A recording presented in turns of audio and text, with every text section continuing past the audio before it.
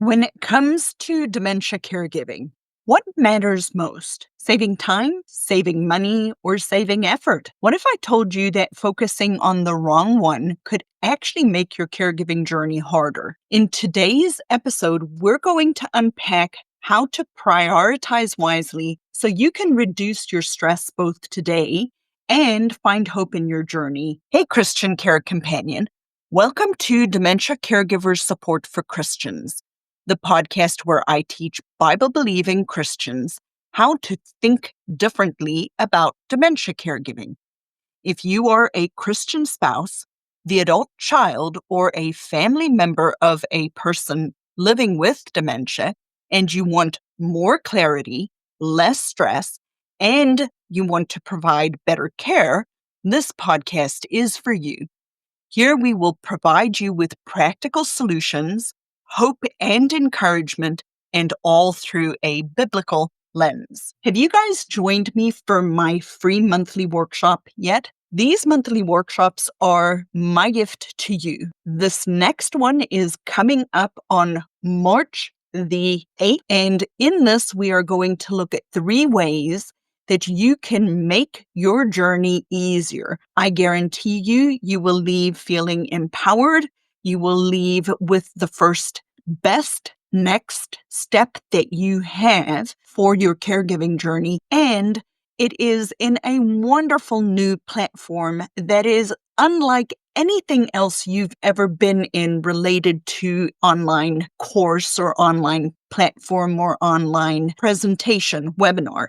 It is not at all like it. It is interactive. Like, we can communicate during this workshop. And so if you haven't yet signed up, if you haven't yet come to one of the free workshops, the next one is March the 8th. It's coming up quick. This episode is going to be airing on the 28th of February. So go ahead, register. The link is in the show notes. You can find it also at thinkdifferentdementia.com/WSL. And I really, really hope that you come. It's 2 hours. I promise you, you can register. You can sign up for the replay afterwards. And even the replay is interactive. So go ahead and come join me on Saturday, the 8th of March, and we can see how we can support you in your dementia caregiving journey. So today's episode, I have been thinking about this topic actually for a fairly long time, because I know that for myself, sometimes I have more time, sometimes I have more money, and sometimes I have more energy or effort, right? Many, many years ago, I will never forget this. My parents tell a story of when we were living in New York. Now, I don't share a lot of this because my life has actually been pretty interesting growing up. My dad was a diplomat for the South African government, and my first place that I actually remember is growing up in New York City. He worked at the UN for the South African government, so he was a diplomat. So Central Park was my backyard. We lived in New York, and my parents tell the story that at that time of their lives, so they were young and newlywed, in their early 20s, living in New York on not a very high salary at that given period of time, that they tell the story that they dropped an egg in the apartment on the kitchen floor. Now, if I remember correctly, not only was it on the kitchen floor, but the kitchen floor was carpeted. So it landed on the carpeted kitchen floor, but it was the last egg in the house, and they had to feed their 2 girls. They had to feed my sister and I. So they tell the story that they took the time and the effort to scrape up the egg off of the floor because they didn't have the money to actually go buy another egg and feed the kids. Now, how much of that story is actually true, I'm not entirely sure, but it makes for a good story, right? So now fast forward. Later in my life, my husband and I moved to Greenville, South Carolina for him to go to seminary. And by then I was a fairly proficient occupational therapist with probably 15, 18 years of experience. And I was able to get a very good paying job in the Greenville area. And we were homeschooling. My husband was in seminary. Our kids were 10, 12, 14 years old, and I had more money at that period in time than I had time. And so for me, it was worth more to me to invest in somebody to come clean my house than it was for me to expend the time and the effort in cleaning my house. It's not because it's beneath me, but it was a better investment of both my time and effort and my resources to hire somebody to clean the house than it was for me to spend all my free time actually cleaning the house. And I wanted to share these two stories with you because Ecclesiastes speaks about a time and a season for everything. But for today's topic, that we're talking about what is more important in dementia caregiving, saving time, money, or effort. It's going to depend on you. It's going to depend on where you are and what you value most. Perhaps you're at a time or a place or a season where expending effort is something that is more valuable to you than it is spending time or money. It may be a time or a season in your life where it is more important to invest money than effort and time into coming up with the solution for your particular problem. But I also want you to consider that we have to look at this from two perspectives. We have to look at this particular question from a how investing time, effort, or money into yourself as a caregiver will help you maintain your own well-being, which means when you are finished with your caregiving journey,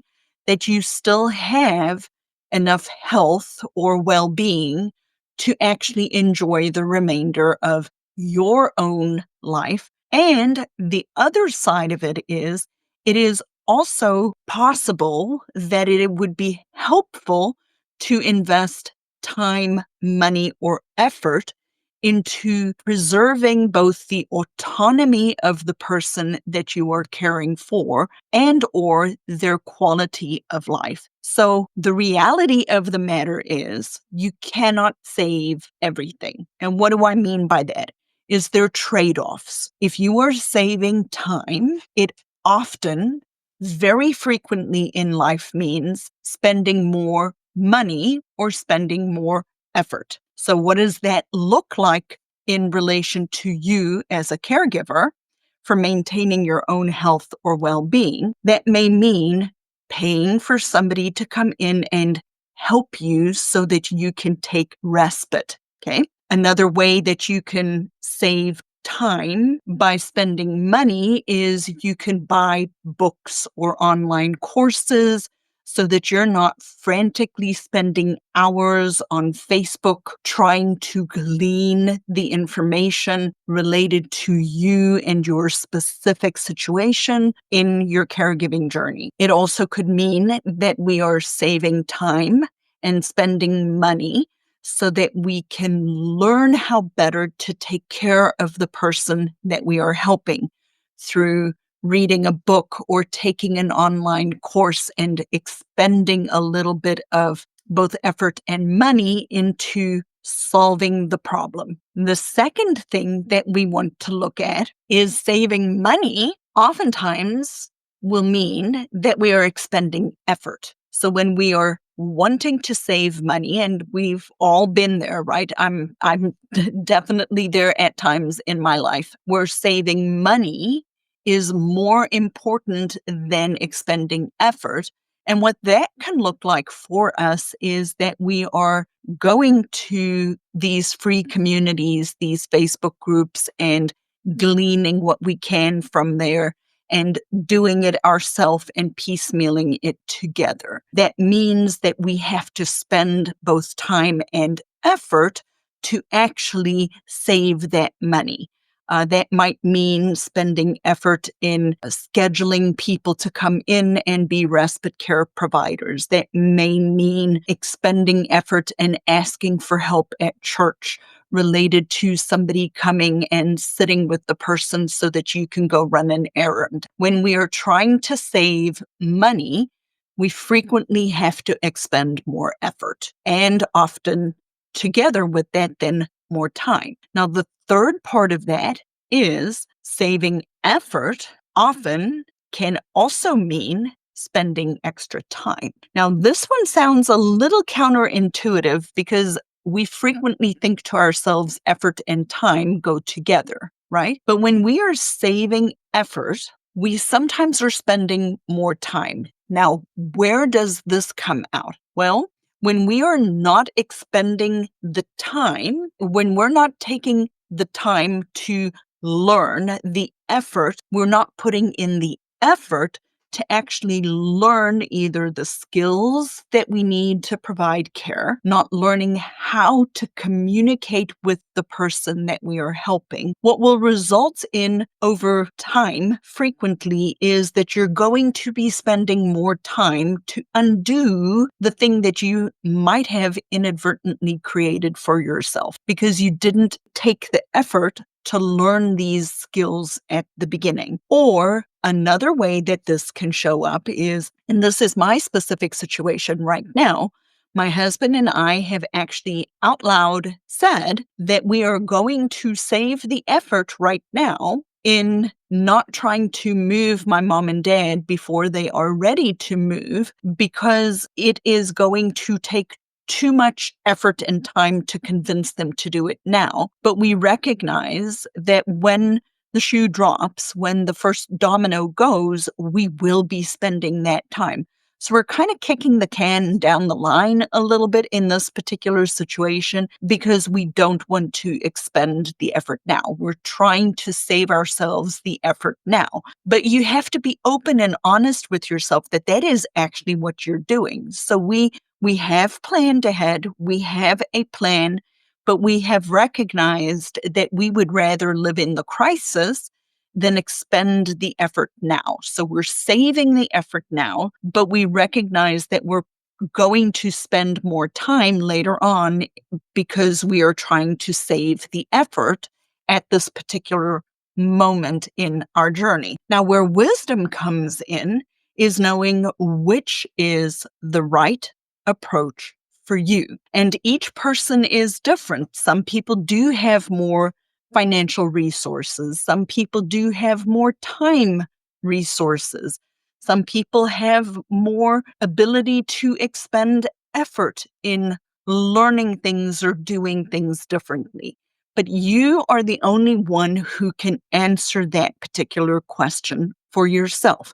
Which is the most important for you? Saving time, money, or effort? So next I want to look at the hidden cost of focusing on the wrong thing, because there are costs to every decision that we make. Sometimes, if we are so focused on saving money, we burn out because we didn't get help, or we didn't learn the skills, or we didn't invest in a course or a book or something to make our journey easier for us because we are trying to save money. The hidden cost of saving time can be because we are prioritizing the task of bathing, dressing, grooming, whatever it is, by trying to rush the person that we are helping who is living with dementia instead of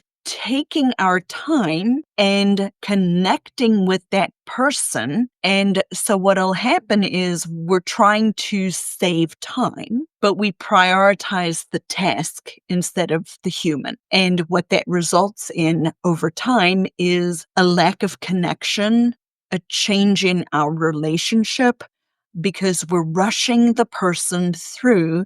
And actually, over time, I will contend, will result in you having to spend the time to undo the thing that you did because you're focused on the task instead of on the person that you're helping. The other hidden cost of focusing on the wrong thing is you're putting too much effort into controlling the situation instead of adapting to the situation. So, for example, you're putting so much effort into controlling and saying, this is not happening. You might be a family caregiver who doesn't want to see what your siblings are saying related to your mom or your dad. And so the hidden cost of focusing on controlling every part of this is that instead of adapting to and accepting the changes as they come, we're trying to control. And we spend so much effort in trying to set out that control. And so if you haven't yet, I invite you to listen to episode 176. This is one of Pam, who is and was in my community. Her mom just recently passed away. Shout out to Pam if you're listening. I love you. But she always tells me this is one of her favorite episodes, 176. Why being in charge and not in control makes dementia caregiving easy. So go and listen to that episode. They kind of dovetail nicely together. So what are some solutions? It doesn't help I just give you the story, but what are some solutions? I ask you, if you are a spouse and you are taking care of your spouse, use your money to take care of yourself. Most of us, when we are Christians, we want to leave an inheritance to our children. And I cannot tell you over the years how many people I've met that would not spend their money on themselves because they wanted to have an inheritance for their children. Use your money for yourself. Use your money to take care of yourself. Use your money to get help in the house, whether that mean you get a hotel room once a month and you go away and you pay for a caregiver. Whatever, the particulars are up to you, but use your resources to take care of yourself and to take care of the person that you are caring for. This is a marathon. It is not a sprint. It takes time. Another way that you can look at this is if you don't actually have the resources, and a lot of people don't. I certainly at times in my life have had more or less depending on what the Lord has blessed me with. You need to talk to the deacons at your church and ask for help. The church is willing to help you. They just don't know how. The church can help you with either time or they can sometimes help you with money. They can help you with a volunteer who can maybe come sit with your person so you can go have your nails done or your hair done or go for a ride on your bike, right? To give you some respite. Another solution is spend some time, invest some time in learning. There are lots of free resources. This podcast, my free workshop, which is coming up on March the 8th, and learn what is available out there. Find the right program for you. I have several different ways people can work with me. Lots of them are free. I have a free workshop. I have a free Facebook group. We have this podcast. We have the Ask the Dementia Coach monthly question and answer opportunity where you can come in live and actually ask me your questions. But it takes you expending a little bit of time and effort into these free resources, but spend that time and effort, invest that in yourself to find the right program for you. Then something that I'm finding more and more as I'm doing this free workshop every month, I ask a question to people and one of the questions is, are you actually using your insurance benefits? And it floors me how few people who are family caregivers are actually having the person that they are helping receive skilled therapy, PT, OT, speech therapy. Use your Medicare insurance benefits. If there is a change in function, even if it's a little change in function, the buzzword for the doctor is, my person has had a decline in function, a decline in ability. At the very, very least, get an order, have an evaluation, and then try a course of therapy and keep doing it every month or 2 months or 3 months. Don't just take it for granted. What happens so frequently is the person will come home from the hospital, they'll get a lot of therapy, and then it stops, right? And then we think everything just needs to keep going until the next crisis. Well, if there's even the smallest decline, anytime somebody falls, anytime somebody's losing a lot of weight, anytime that there is a discernible change in their abilities, that is a trigger for you to ask your doctor for PTOT or speech or nursing or home health or outpatient. And if you're struggling to figure that out, reach out to me. I'd be happy to help you with that. And then the last thing is invest in paid resources like courses, like memberships, community memberships, like my group coaching program, where when you join my community as a paid member, and I have a variety of ways that we can work together.